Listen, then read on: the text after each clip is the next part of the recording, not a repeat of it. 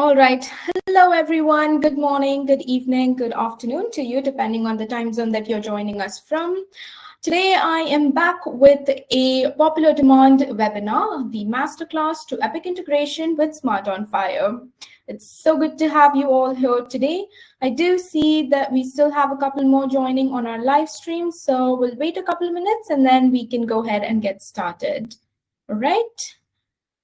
The ones joining us live, if you could just write your name and your organization, as well as the purpose of joining today, it would be really insightful for us.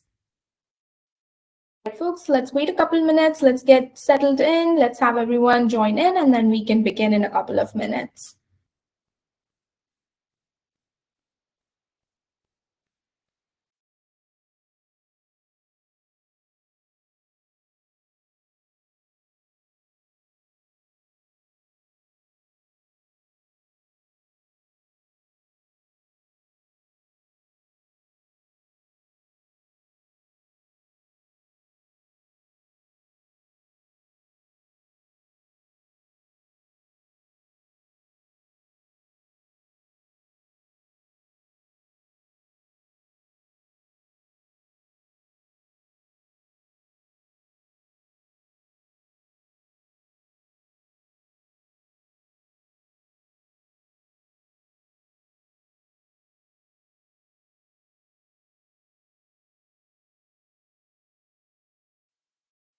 All right, folks, let's get the ball rolling. So once again, welcome everyone on board. Good morning, good afternoon, and good evening to you, depending on the time zone that you have joined us today from. It's wonderful to see you all come in today, and I really look forward to a wonderful and insightful webinar. So before I begin, I bring to you this webinar on popular demand on Masterclass to Epic Integration with Smart on FHIR. I, Ishita Mathur, am your host for today, and I'm really looking forward to a great webinar. Before we begin, let me give you a quick insight on who we are and what we do. So here at Mindbrowser, we are a 100% healthcare-focused organization. We have 200 plus resources hours, all of whom are FHIR certified and HIPAA trained. Having that said, we have been in this industry for over 12 years now and have worked with over 100 plus digital health companies. I'm also happy to mention that we already have 50 plus ready recipes for healthcare acceleration, and I'm proud to mention that we are a zero carbon footprint organization building a greener future together. Now on the screen at this time, you can also see our partnership ecosystem, wherein we have our major partners listed, and today we will be diving deep into Epic and its services in terms of Smart on FHIR. I'm also happy to mention that Mindbrowser is a certified Epic integrations service provider. All right. So I would also like to announce that during the session, we will be having poll questions, and I would really appreciate everyone's participation during these polls. So quickly, we will have these poll questions, and everyone can go ahead and answer the polls. Let's take about 30 to 40 seconds. You can go ahead and answer depending on what you think is right for this question.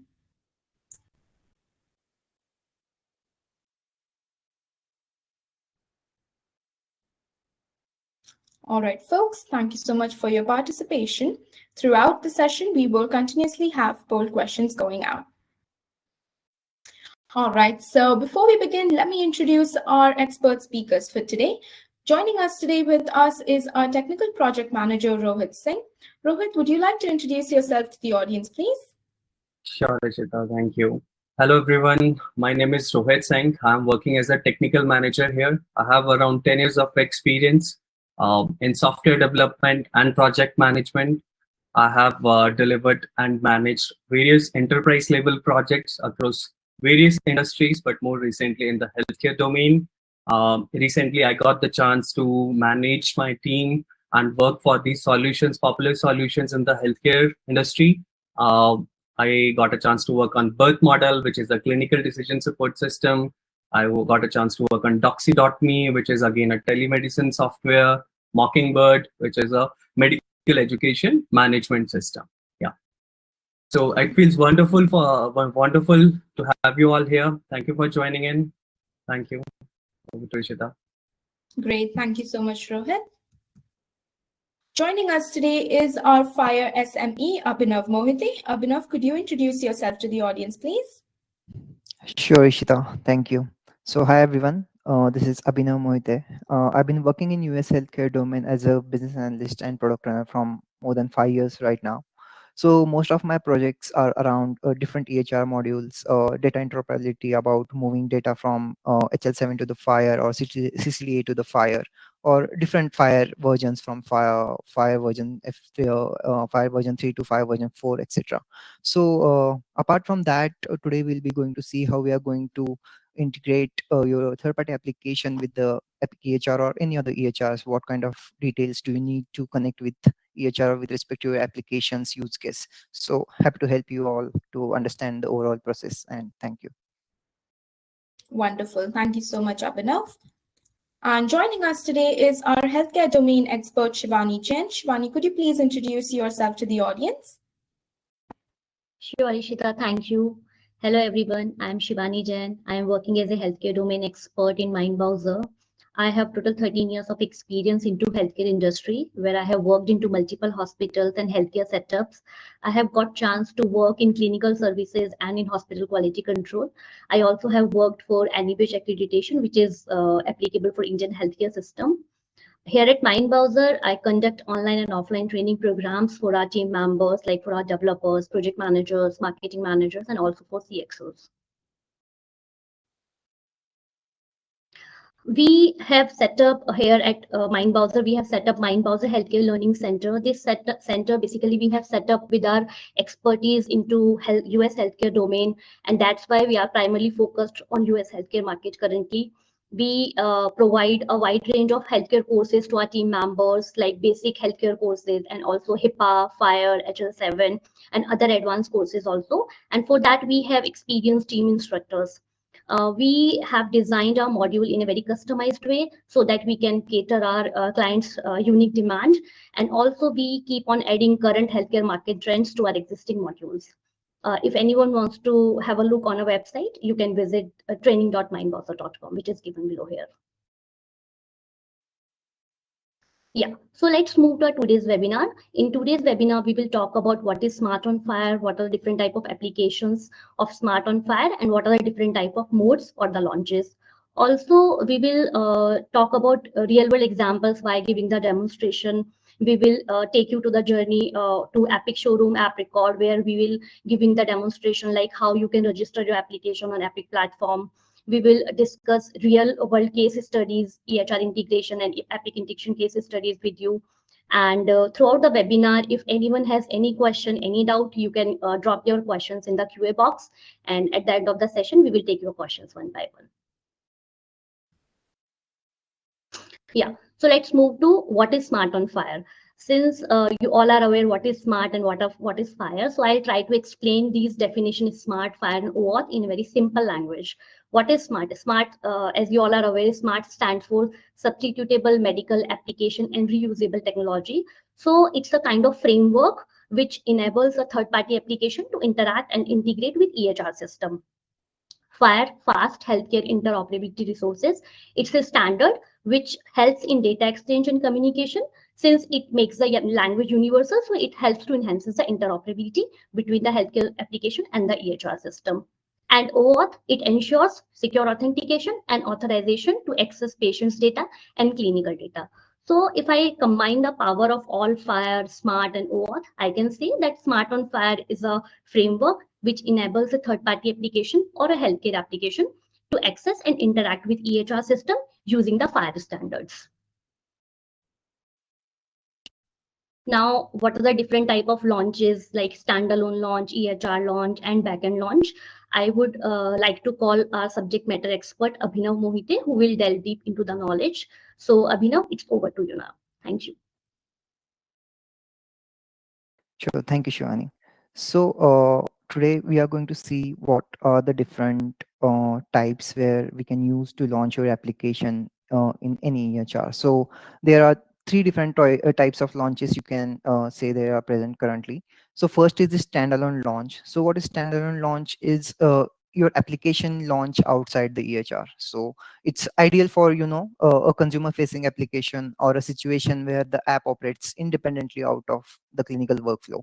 So it is the standalone launch where we can use to launch your application outside the current workflow of any clinical use case. So there is this second one, which is we know as a EHR launch. So what happens in EHR launch is your application launch inside the EHR. So it is mostly best suited for the clinical decision support tools and applications that need to be operate in a real time within the provider's workflow, so that the provider can take a look at your application and make their decisions in a better manner. So apart from that, there is one more launch type, which is a, we can say, a bulk export or a backend service integration. So inside this particular use case or this launch type, it is used particularly for a research purpose or a population health management or a analytical analytics, where aggregating multiple patients data is required from to fetch from the EHR and use it to analyze the different things. So these are the major three launch types which we can perform using the Smart on FHIR. So and what kind of applications and their use cases with respect to patient and the providers, I can explain you in a way where a standalone app launch for the patients. So for an example, a patient which is let's say you are using an Apple Health application where you can see your healthcare data which is getting fetched outside the EHR to your Apple Health application on your phone. So this is one way. Then there's this patient portal. So patient portals means, let's say, Epic have this My Chart patient portal. Then Cerner have this Health Life patient portal. Then All Scripts Follow My Health. These kind of patient portals which helps you to read your or access your health data from the EHR. So in case of patient portals, let's say for an example, you have an application which launches inside these patient portals where you will be able to see a cardiovascular risk application or the risk management kind of a thing or the medication management kind of a thing, which helps you to understand your overall health or gives you any risks which are currently present with respect to your health. So these kind of application or the use cases for the patient where we can use the standalone launch or the EHR launch for in purpose. For the provider standalone launch is where the application can be launched on the provider's phone. And for an example, let's say a order signing app. So let's say there is this nurses or the any other providers have suggested some labs or tests for the patient, and the physician has to approve it. So the application showcases those suggested labs or the test to the physician, and he reviews those application, and he click on this order sign button, and the application the test gets signed and the patient can go for those tests. So these kind of scenarios can be done using the provider standalone launch. Then again, providers application launch inside the EHR, where let's say for an example, a wound care application where he has to order these wound care applications to treat the patient. So the application gets launched inside the EHR. He can order the particular wound care products from the different vendors, and the order gets done and the products get delivered to the hospital to treat the patient. So these kind of applications or the use cases we can perform using the standalone launch or the EHR launch for both patients and the physicians or the providers. So moving forward, let's say just to understand how the third party application in standalone launch works, right? So here we have on the left hand side the third party application, then the EHR's auth server which authorizes or authenticates the third party application, the FHIR server who delivers the data from the FHIR database, and the EHR patient portal. So for example, let's say a third party application, while registering this third party application with the EHR, you have to define the scope of this particular application, like what kind of purpose it serves or what kind of data you need from the EHR server. So at the time of registration, let's say you define, okay, I need a patient details, I need the allergy details or some observation details to understand the patient vital signs. So I enter those details, I register my application with the third party with the EHR's auth server, right? At that time, they give you certain endpoints to hit it at the time of when the application gets launched. And imagine you are having an application on your phone. You click on that particular application. At that time, what happens? The discovery request goes from your third-party application to the FHIR server. Then what happens? The FHIR server reads and understands the request and send the discovery response with respect to the authorization endpoint, the access token endpoint, and all. So once that is done, the third-party application uses these endpoints, and you will be able to see a screen to log in inside the yeah, like give a particular authorization using your credentials, EHR credentials. So once you enter the EHR credentials, you'll be able to see another screen on your phone, which showcases, okay, there are 5 different FHIR profiles or the FHIR resources which are in the scope of this particular application, but how many, like how much data you want to share with this data with the third party application. So you select 1, 2, 3, let's say patient details, allergy details, and the observation details. So once that is done, you give the consent to the third party application about getting the data from the FHIR server. So this particular EHR, patient portal or the patient screen, which gives the consent, it can be an optional thing for you while developing the third-party application. So based on your use case, you can define that. Once you give the consent, the authorization request gets done, and the authorization token gets delivered to the third-party application. So once the third-party application have this authorization token, it uses it to get the access token from the EHR's auth server. So once at the backend, what happens? It delivers the authorization token to the EHS auth server. Then it give the EHS auth server delivers the access token back to the third party application. Now the third party application carries these access token to the FHIR server, and okay, it says, okay, now give me the data because I have the access token. But FHIR server has to validate this access token with the EHR auth server. So that's why the token introspection part happens. And then once it is validated with EHR auth server, the FHIR server delivers whatever data has been given consent to the third party application to the third party application. And then you will be able to see the particular data on your screen, and you will be able to see the output based on the third party applications use case. So along with that, after some time, once the access token gets expired, the refresh token takes care of refreshing that access token, and you will be able to see the application running on your phone continuously. So this is how the third party application can be launched using the standalone launch type using the smart on FHIR. So moving forward to the Smart on FHIR EHR launch. So imagine the physicians using the EHR. Okay, so physician logs inside the EHR, they enter their credentials, and they are using a particular EHR. Now they are on, let's say, they are viewing one patient details, and they now you have to use a particular application which is we have integrated with the EHR. So once they click on that particular application icon inside your EHR, then what happens at the backend, as I explained earlier, the authorization, the discovery request and discovery response, then the authorization part. In the EHR launch type, the authorization gets done automatically because already the PCP or the primary physician has used their credentials to log inside the EHR. So all these things gets done at the back end, and you will be able to see a screen of on your screen the application getting launched.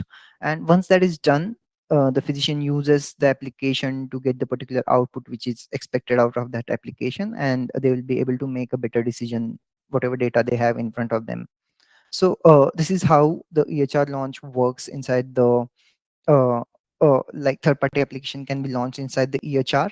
And for particularly Epic, there are 3 4 different types where you can launch your application inside the EHR. So let's say on an external browser, on the sidebar window where half of the screen contains the patient my chart details, and along with that the second half will showcase you the application which you have launched inside the EHR. And then this floating window, and there is this tab gets open inside the EHR which contains your application. So there are different ways you can do that, like you can launch your third party application inside the Epic. So moving forward to the next part, which is again the bulk export launch type. So in this particular scenario, what happens is you don't have to have any front end for this application, right? You can do the backend integration with the EHR to fetch the particular type of data you need from the EHR on a periodic basis, you can say. So while registering your application at with the EHR auth server, what you do is you register while registering, you define what kind of data you need. You define the scope of the particular backend integration. Let's say you need a patient data, allergy details, or the condition details, or the procedures details, right? So you select those resources, FHIR resources. Along with that, what you can do additionally is you can filter, you can put the filters on those details. So let's say for a male patients, you need data from age 20 to 40 who have a heart disease, any of the heart disease. So that data can be only fetched out of the EHR and send it to your applications backend. So this is how again the overall authorization authentication parts gets done using OpenID Connect and OAuth2. And what happens in this part is once the you can set up a particular periodic time for requesting this data. So let's say a weekly data or a quarterly data or a monthly data, etc. So once you do that at that particular time, this event gets triggered, the authorization and authentication gets done, and the FHIR server start creating the files for you to download it at your application's end. So once the files get ready, it sends the notification your third party sends the notification to your third party application with the details like where the files are stored and etc. And you can go to that particular place and download those files which you have, which has been generated by the FHIR server. And this is how the Smart on FHIR bulk export works. So moving forward, we have this poll question. So Yes.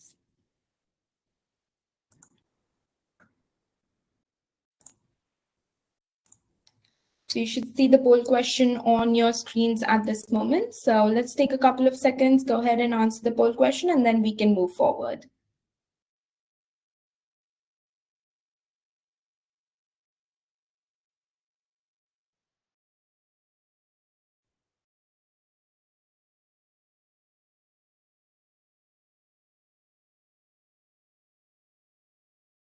All right, Abhinav, I think we can proceed further.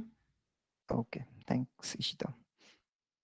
So today we are going to show you a demo where we have built this Health Connect platform where we have integrated different EHRs with this platform and how it looks. So let me share my screen again to showcase you that one.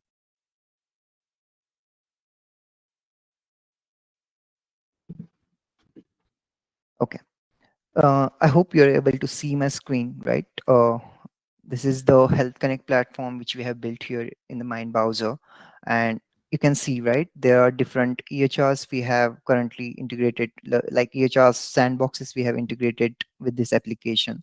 And you can see there is the Cerner, Athena Health, Epic, eClinic Works, and again, Veradigm, etc., NextGen. So today I'm going to showcase you how it fetches the data from the EHR sandbox and how you will be able to see that particular data on your screen. So let me connect this Epic EHR sandbox.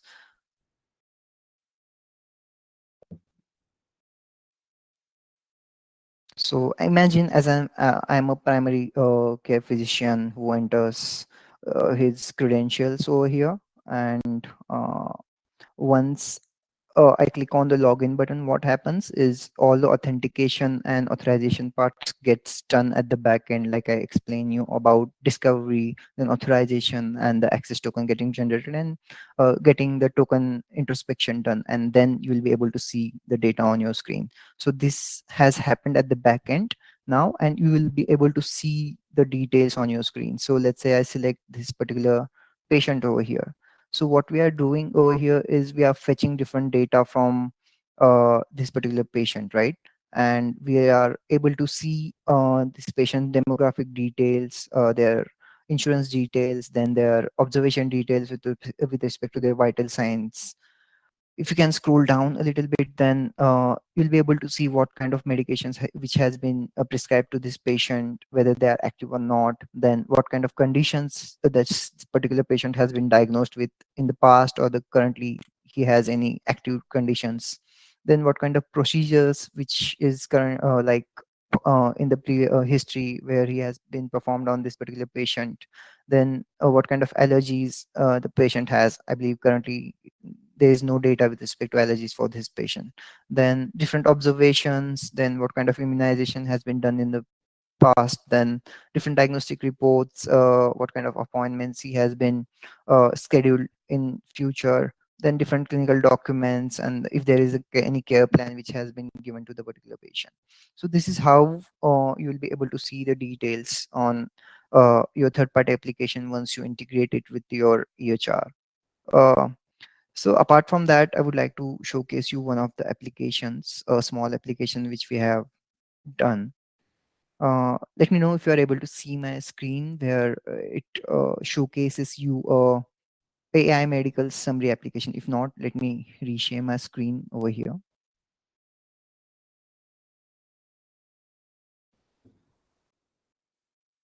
Abhinav, we can see your screen. Yeah, let me do that. One second.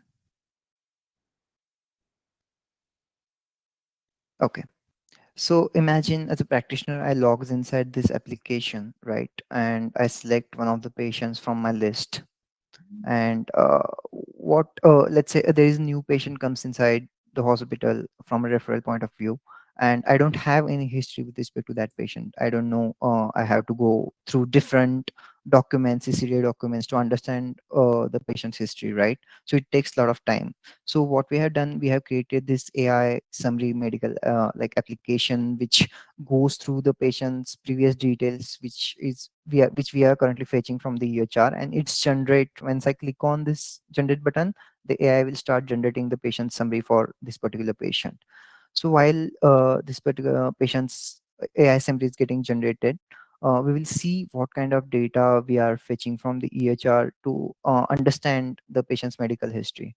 So you can see on the top right, once I click on this button, we are fetching the patient's demographic details, his medication details, allergy details, recent encounter details, or the recent visits he had with the provider, then diagnostic reports and the SDOH data as well.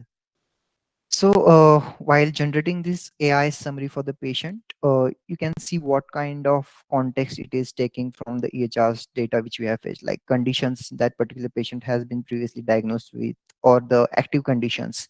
Then there are different medications that particular patient is currently prescribed, and the other observations data which we are fetching from the detail. So all this has been taken into consideration while creating this AI summary.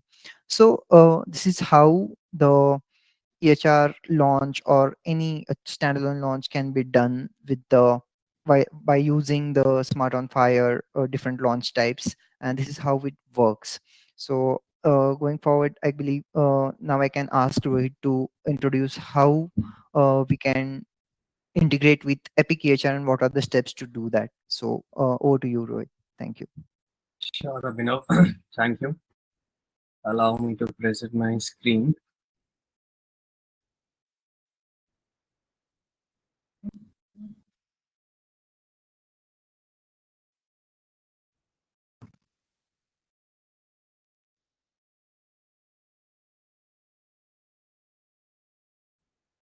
I hope it is visible to you all, right? Ishita, can you please confirm? Yes, your screen is visible to us now. All right, thank you.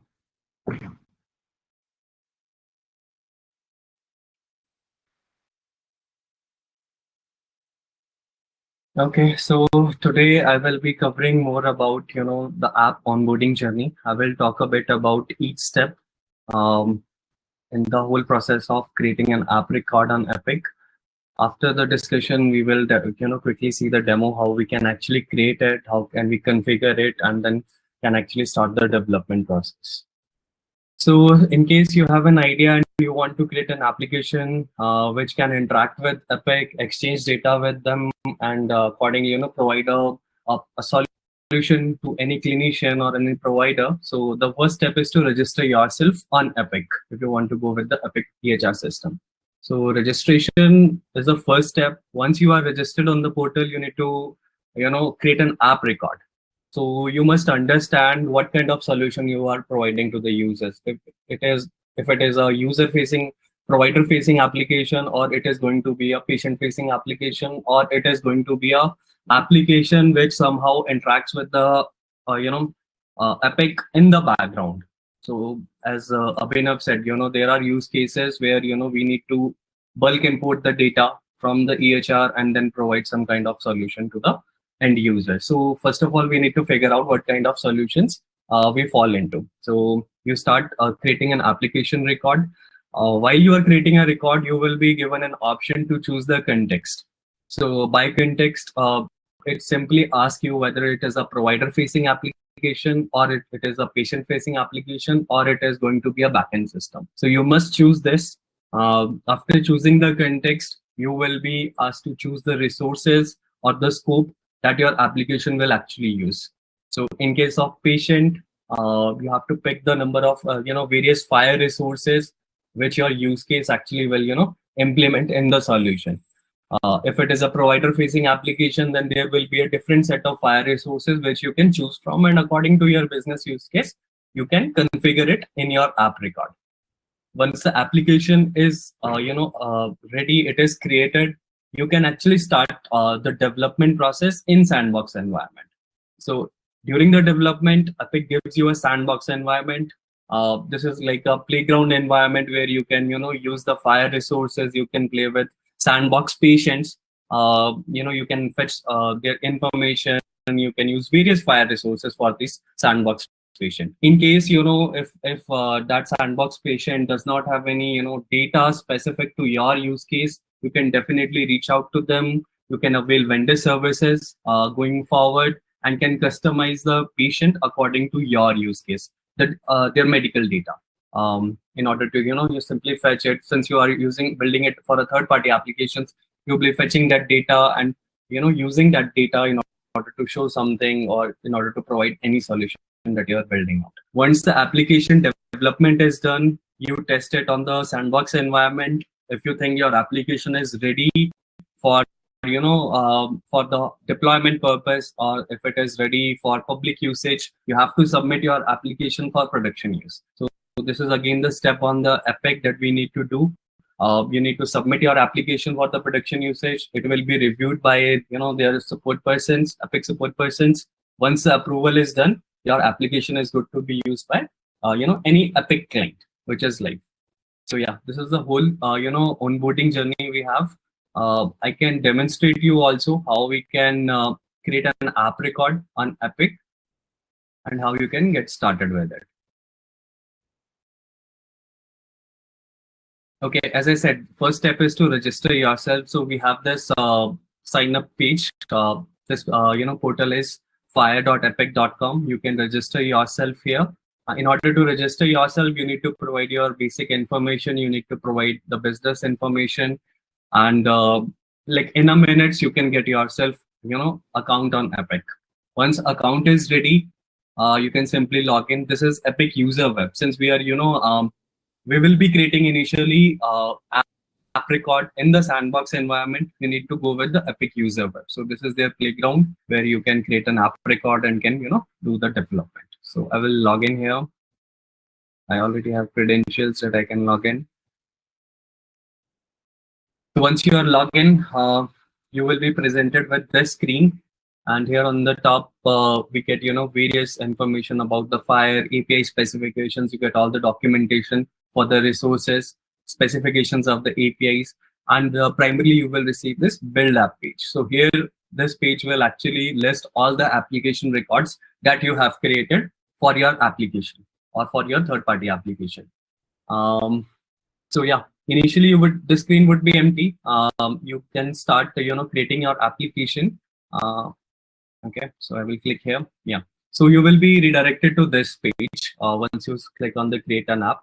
Application name, you need to provide an application name which will eventually be displayed on the Epic Showroom, where your applications gets listed in the marketplace. So this is the display name you have to provide. You need to select the audience.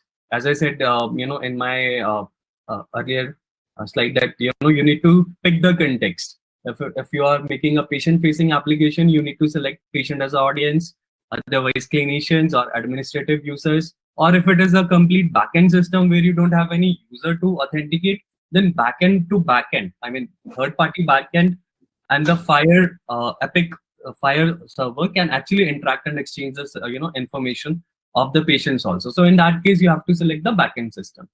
You also need to provide the basic documentation about your website, what you are trying to use, what is your use case, etc.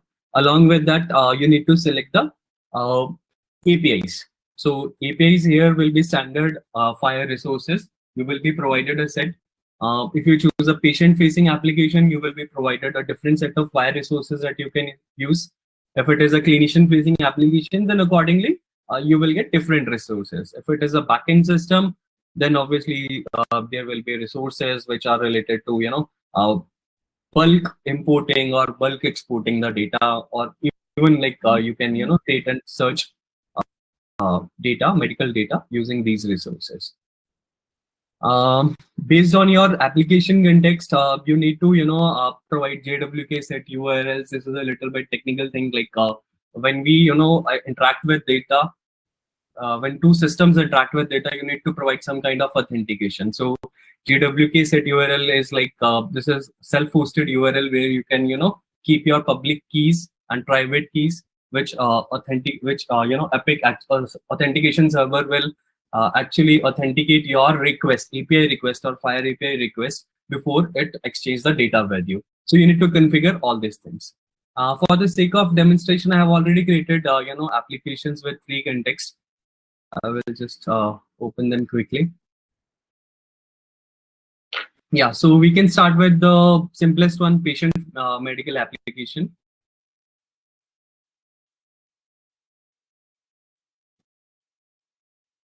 Okay, so I have named it accordingly. Once the application gets created, we are provided with this client ID and non-production client ID. So this is the client ID that we use in Sandbox environment, and accordingly use these FHIR resources to interact the data. I have selected patient audience. So obviously I have been given or provided these resources. Out of these FHIR resources, according to my business use case, I have selected few resources. So it is important, to only choose those resources which are applicable to your business use case. If you are using resources which you are not utilizing for to provide a solution in your third-party application, then somehow you are violating the HIPAA compliant, which is a very important aspect when we work with healthcare domain while creating a software application. So it's your responsibility to choose only the appropriate resources here. Again, you have to provide the redirect URL. So how the authentication actually works is that once the user is in third-party application and they want to interact with Epic, they need to sign in with with their Epic credentials basically. So there can be a button on the third-party application which would say log in with Epic. We can title it. Users will click on that application button actually, and the users will be redirected to the Epic identity provider URL. So again, that you will see an interface where you will see Epic. It will ask you to input your Epic credentials, your username and the password. So that is basically the Epic's identity provider URL. So you log in with the Epic credentials, and in return, so the whole authentication flow works with Auth 2.0 itself. And once you provide correct credentials, it will give back authentication code, which your backend system can actually provide that authentication code back to the Epic system in order to gain the access token and all of this stuff. So you need to provide that redirect URL, that once the user is authenticated on Epics, they will be redirected back to your third-party application. So this is all the configurations that we have to do on the application record. You need to select the Smart on FHIR version also, what version of the APIs you will be using. Okay, so this is the basics information that we need to fill. You can also provide summary of your application, your use case, the description, the intended purpose of the application, whether it is a for administrative tasks, it is for clinical team, or it is for educational resources and all of this stuff. So you need to declare all this information. You can attach thumbnail of your application, screenshot of your complete use case. You need to submit your terms and conditions eventually when you submit the application for approval. So this is all like the simple information that we need to create and configure before we actually start using it in the Sandbox environment.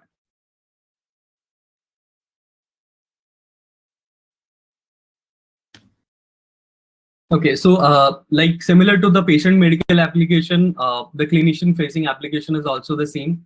The difference is just that you have to select a clinician context here on the top.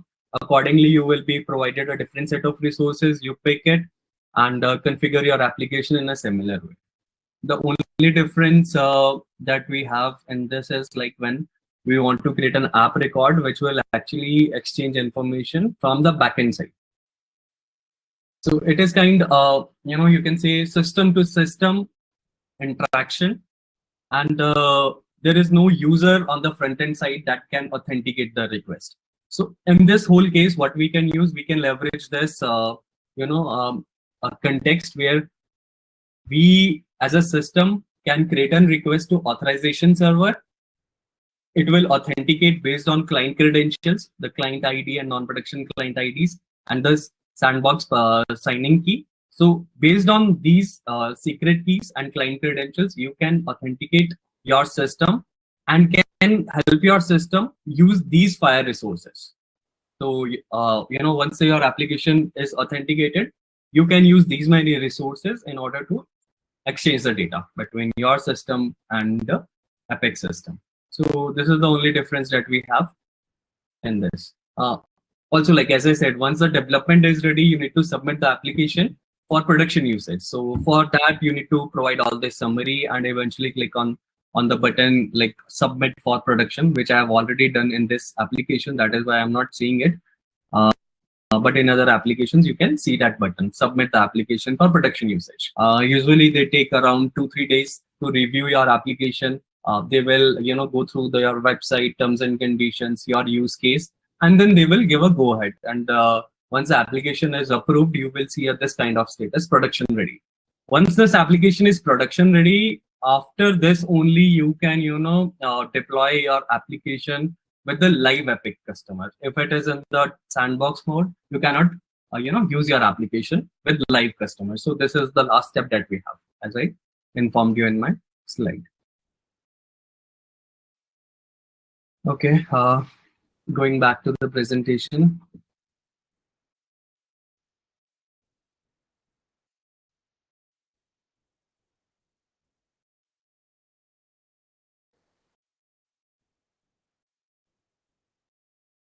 Okay, Epic Showroom. So Epic Showroom is the marketplace for Epic application.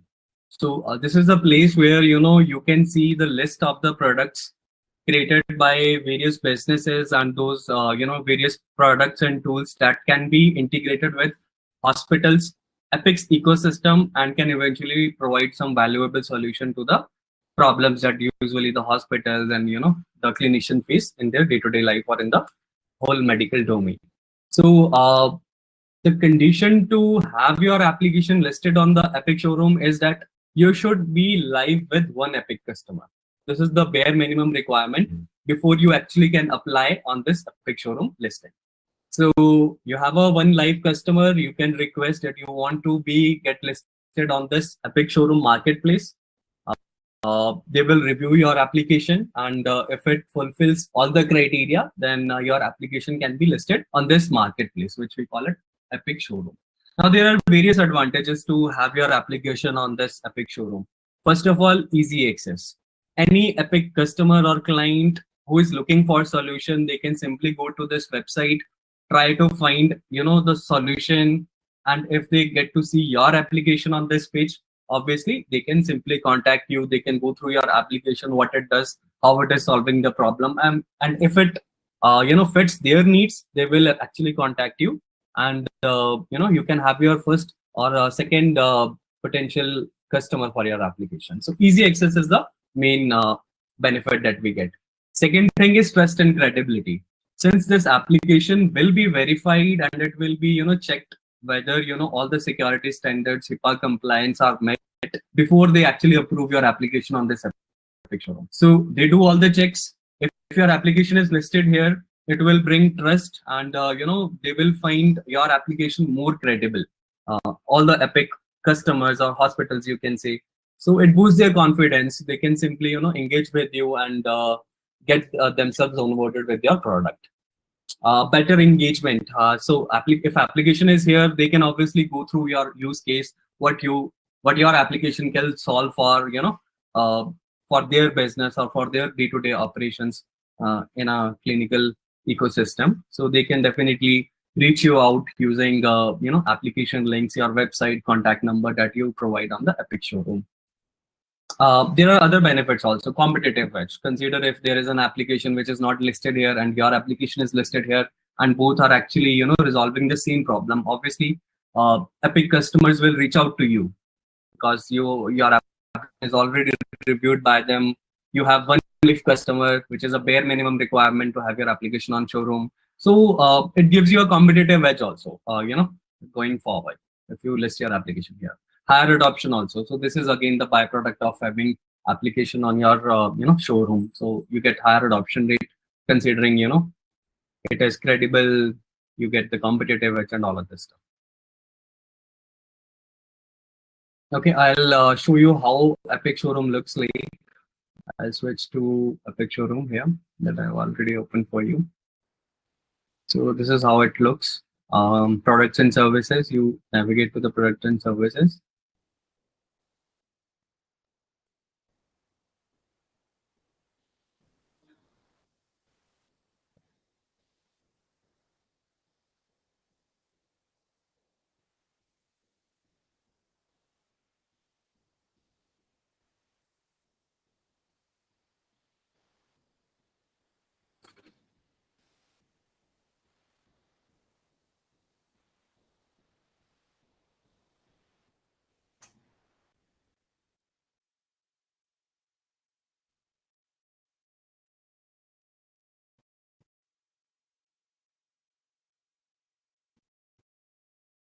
Yeah, so here you can see like various applications, created by different businesses which are listed here.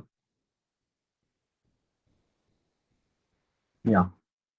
So obviously hospitals, administrative staffs or the persons who are looking for a solution, they can go through this website. They can review your application, what it does, whether it will be useful for them to have your application for their account. So you can go through all these, applications. They can choose the category to filter out the application. So it gives them the easy access to reach out to you. So this is the whole advantage of having your application listed on Showroom. So here you can see, application which are for, access and revenue cycle category, which falls under this categories will be filtered by it. Inpatient care, analytics are kind of application, clinical decision support system. So this is again the major category which Epic customers are looking for. So yeah, your application will be categorized in under one of these category, and you will be listed here. You can Epic customers usually will see your application here in a detail.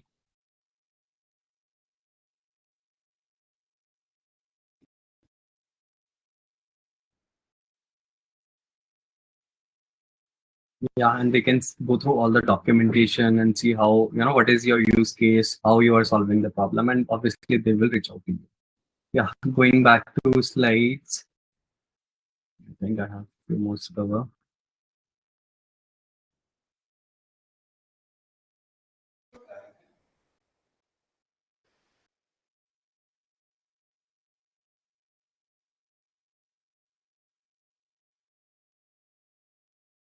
Okay, next we have a poll question. So you might be seeing this poll questions on your screen. We'll take a pause.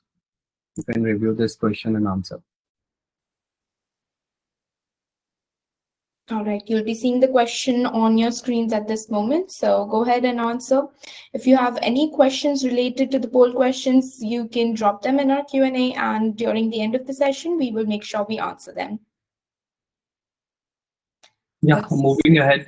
So I just want to present you a case study. Recently I got a chance to work on this clinical decision support system. We were presented with the challenge that, we had a client who was an MD and he was saying that there are, there is a lot of confusion or, chaos on our labor and delivery floor. Why there is a chaos? Because, they are not able to predict the delivery times of the people. Since there is no predictability, they are always needed to be on toes. They have to take information from the outgoing clinicians, their nurses. Whenever they are joining Mac, they have to take all of the details also. So there was a lot of chaos due to the unpredictable delivery times. Second, manual data entry. Since it involves full documentation, involves various ICD codes which needs to be logged in the system. So everyone was facing a huge you can say a stress to kind of document the things that they have done in each procedure and all that. So they were getting little problems in this, that there was poor integration or poor data entry by either by nurses or the doctors. Staff management issues, since there was no predictable delivery times of the patients, they were not able to identify the number of staffs required on a particular day. So we actually created a Epic solution for them. So their hospital had Epic as an EHR. So we created a solution. We created a standalone application, as well as provided them a Smart on FHIR launch solution as well. So if I talk about Smart on FHIR launch, so they were into the they are normally working on the EHR, Epic EHR, which is Hyperspace or MyChart. They simply click on the application, and we were onboarding or fetching all the information of the patient in our third-party application, and eventually with the use of machine learning model, we were providing them back the estimated delivery time. So we resolved the problem in a quick time using machine learning models and fetching the patient data using FHIR resources. We also created a logic to manually create the ICD-10 codes, which needs to be auto submitted on the Epic. So based on various conditions, we created a logic, and our third-party application provided those codes, which eventually we logged in the EHR system. Staff management issues, we were able to find or calculate the number of nurses, number of doctors required on a particular day, because now we have the predictable delivery times. So we understand that in the next 4 hours, there are going to be 4 patients which will be delivering. So we need these many resources on this particular day. So this is the second, problem that we actually solve for them. So yeah, it involved, machine learning algorithms to predict time. We built standalone as well as Smart on FHIR solution for them. Again, it is we resolve the problem of staff management with the help of the data that we retrieved from the FHIR.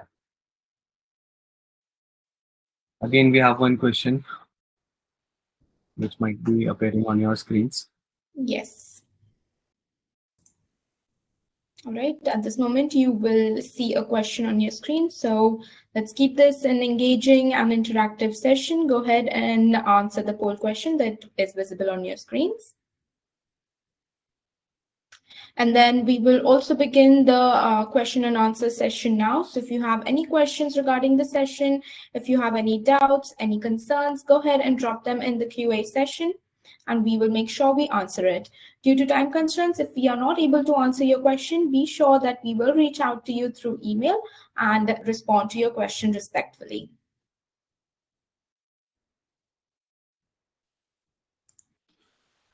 All right, speakers, with you guys, let's begin the questions.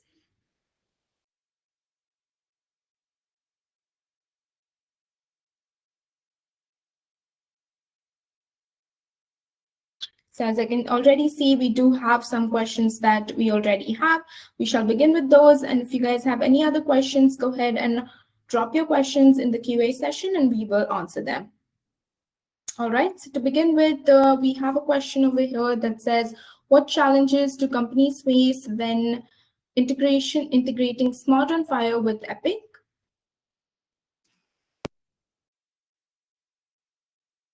Okay, so Ishita. Abhinav, if you could go ahead and answer this question, please.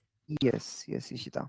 So while integrating or creating your Smart on Fire app or integrating with Epic, the one of the major challenges that companies face, which I have seen, is to follow the overall uh, OAuth and OpenID based connection flows, where they have to make sure all the APIs which we are getting from the EHRs to their application, what kind of request we receive, what kind of response we have to send, and the authentication part along with the consent part. So we have to make sure that everything is done as per it is defined by the smart framework. Otherwise your application will not be able to fetch the data which is required from your EHR. So this is one of the major challenge which I have seen. Apart from that, there are workflow integration, let's say, where you have to launch your application whether on the patient chart or any other particular workflow you have to launch. So that kind of decisions we have to make sure to enable the physician or the patients to a seamless workflow while they are using your application within the EHR or on the patient portal or on their mobile phones. So that is those are the challenges which I have seen where people are not able to do it properly, and they will have some difficulties to understand how to do it and integrate with the EHR. So these are the major challenges I can say. Right. Thank you, Abhinav. Up next, we have a question from Smith, who would like to know what might make a doctor or a nurse feel unsure about using a new health app instead of their EHR system. I think, Shivani, you can help answer this question if you could, please. Yeah, sure, Ishita. Yes, Thank so you. yeah, doctor and nurses, yeah, they feel very unsure, they feel very reluctant while using new any healthcare application into the EHR system because first of all, there are multiple reasons why they are not very ready to use new healthcare application and why they feel it is unsafe for them to use. First of all, because they have their regular work and using any new healthcare application, they take it as a kind of burden for them because every time putting the entries and using the healthcare application becomes kind of cumbersome for them. And second thing, because since there is privacy issue also, since they are using uh, any new healthcare application and they are sharing their data with a third party, so sometimes it becomes privacy issue for them to share their patients data with a third party. Third thing, there might be kind of technical issues like network issue or any kind of bug or crime, cyber crime, kind of these kind of network issues and the technical issues can be there. So that's why they feel unsure of using these kind of healthcare applications. Also, training is also required. Once you start using any new healthcare application into the system, then you have to train your staff, like nursing staff, your providers, and other staff who are going to work in day-to-day operations. So time and money is required to train them. So that's why sometimes it is become difficult to launch any new healthcare application into the existing EHR system. I hope I have answered your question. Thank you. Right. Thank you, Shivani. Up next, I see a question asking how does user authentication and authorization work in Smart on Fire apps? I think, Rohit, you'd be best suitable to answer this question. If you could go ahead and answer, please. Sure, Ishita. So, Thank you. in all these, applications, basically the authentication is based on OAuth 2.0 flow. Along with that, we have a second layer where we are authenticating the users with the OpenID Connect, where they simply, are redirected to uh, Epic's authorization URL, where they log in with their Epic credentials. They put their, Epic username, email, and password. Once their application verifies that the user is genuine, they redirect the user back to the third party application along with the providing with the authorization code.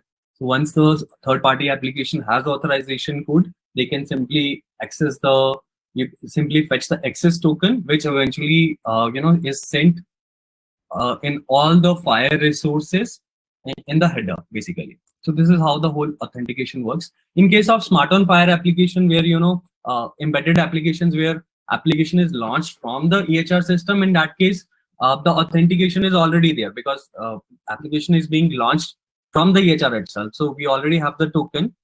In order to launch the application, third-party application, the EHR provides the request needs to provide the base URL of your application along with that context, and there are other parameters where you can pass the FHIR ID of your provider, which you can eventually validate on your third-party application. And if it validates, then you can let them exchange the data between EHR and embedded application, which is being launched as a pop-up or as a side panel. So yeah, these are the two major authentication flows we have. Right. All right. Another quick question that maybe we can take is from Dennis. He's asking if the application that they use is dependent on real-time updates from patients admitted. So HLF works the best for them. So they're asking, is there a good way on FHIR to receive notifications where relevant tabs, changes, or continuous data polling is the only way? So if you could help answer this, or maybe Abhinav, you can help answer this one. Okay, so I believe this is the application which uses the HL7 triggers to get the data on real-time basis. So basically, Dennis, you can probably use let's say a FHIR resources to pull the data, but we have to figure out like what kind of overall use case of yours is, what kind of HL7 triggers you're using, whether it is ADT, what kind of ADT messages or the SIU messages you need. And basis on that, we have to go into deep to understand the overall workflow and figure out whether we can fit it into the FHIR smart on FHIR workflow. So I believe we can do it, but we have to dig deep into it. With just this question, I'm not able to understand the overall workflow, so I won't be able to answer it properly right now. All right. Dennis, we will get back to you with our resources as well, which will help better understand. And I think we can take one last question. It is, can you talk more about authentication for backend systems? How is it different from Sandbox versus a production app? So if we can help answer this question as well. And then after that, we can wrap up the QA session, and the other questions that we already have over here, we will make sure we reach out to you via email and respond to your questions. Yeah. So Ishita, I'll take this one. So when we talk about backend applications, so here the flow authentication flow is again the OAuth 2.0, but it is being done by client credentials grant, because there is no individual users who will be logging in. So basically the system will actually request FHIR resources using the client ID, production and non-production. So if we are in Sandbox environment, then we can test the application or access the resources with the help of non-production client ID. If we want to interact with live, then obviously the production client ID will be used in order to authenticate each request along with the other tokens that backend will send to the FHIR server. Wonderful. Thank you so much, Rohit. All right, with that, let's bring this session to an end today. Thank you again to all our participants for actively listening and engaging in this session. A huge thank you to our speakers for sharing their insights and information. As promised, at the end of this session, we will be sharing the webinar recording. As a bonus, we will also be sharing our Gen AI white paper as well as our Epic Vendor Service Guide. I would also like to announce that Mindbrowser is going to be at DHIS this May. You can set up a meeting with our CEO, Mr. Ayush, who will be there. So get in touch with us if you are attending. And if you are going to be exhibiting at this event, you can use our promo code to get a discount as well.